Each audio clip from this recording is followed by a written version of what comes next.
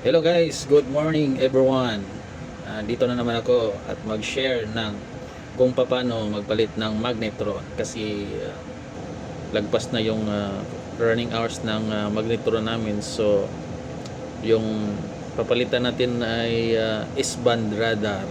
So yung brand is GRC radar. So ayan guys, mamayang umaga magsimula kami ng magpalit ng magnetron.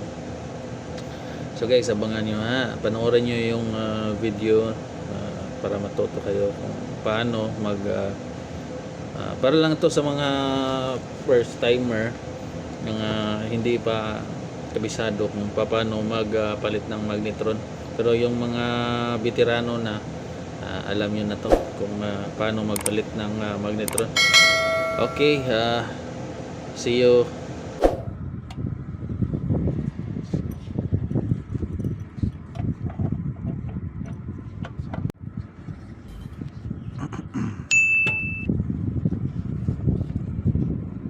Magnetron, changing magnetron, S-band GRC.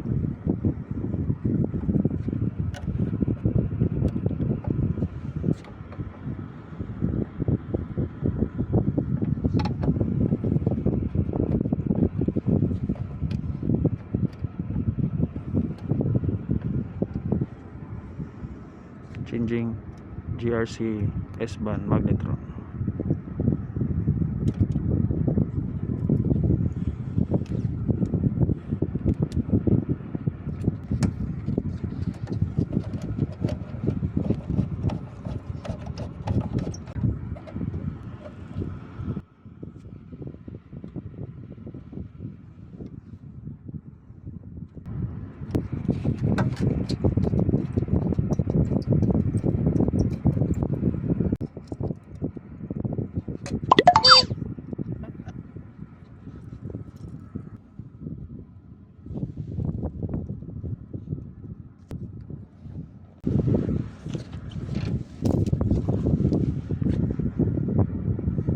New magnetron installed.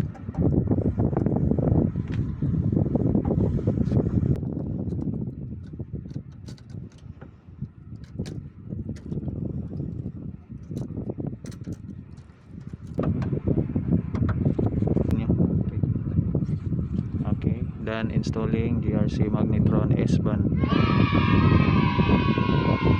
High-fit ng screw, ayos, maganda, pulido. Alright, sige.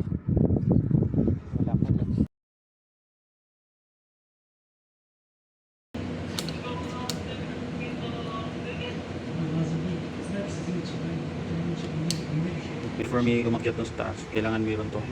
Dapat for safety parts. Do not switch on, there there's someone working on it. Kailangan meron ito pag bago ka akyat. At saka naka-switch off yung radar. Okay? This is how to reset the running hours into 0. Reset into 0. You switch on first. Switch on the radar. Do this working good. Working good. And you go to menu. Click menu and you see this one arrow down, and you click this input code. Okay, input code, you password is, and you see arrow down and you see service, click service, and you see maintenance, and these three options, just installation and maintenance. Click maintenance, and then loading about 3 seconds, and then this one coming out like this, and you see radar, you choose radar, and you see clear TX time, clear motor time, and clear fan time. So we replace the TX time, so this one we will do reset the 0 running hours. Okay, you click this one, and makita nyo dito yung status kung na completed, and click same thing, completed, reset 0 running hours, and go back to the monitor. This one, go back, X, this one. As you can see, The next scanner is receipt to 0 hours completed. And that's all. Thank you for today. Okay guys, yun lang. Thank you. God bless everyone.